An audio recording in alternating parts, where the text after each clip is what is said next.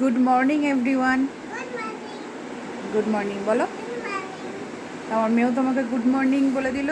আজকের দিনটা কিন্তু গুড মর্নিং দিয়েই শুরু হলো। এর আগে আমি কোনো ভিডিও করিনি। তো এখন রেডি হয়ে এখন রেডি হয়েছি। ছোটোটা স্কুলে এখনও ছোটোটার স্কুল তো চলছে।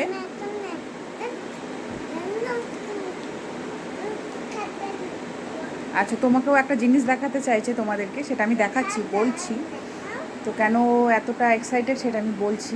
তো রেডি হয়ে নিয়েছি ছোটোটাকে আনতে যাব বলে। ছোটোটার স্কুল এখনও ছুটি পড়েনি, এখনও চলছে।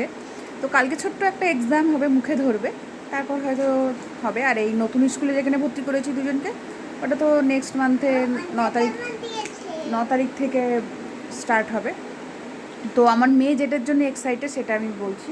এই যে কালকে নতুন স্কুল থেকে বই আর ওদের ড্রেসটা দিয়ে দিয়েছে। দেখছি ব্যাগটা বিশাল ভারী, এটা বই আর ড্রেস। মানে ওর জন্য, আর আমার ছোটো মেয়েরও দিয়েছে,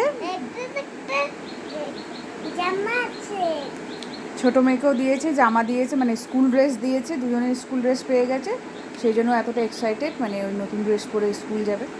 আর এই বইগুলো দিয়েছে, এই বইগুলো এখন কাজ হচ্ছে মলাট করা, এখন অনেক কাজ আছে। তো এই বইগুলো যখন দিয়েছে আমি একটু আমি স্টার্ট করে দিই পড়াতে, আমি এগিয়ে যাই সিলেবাসটা।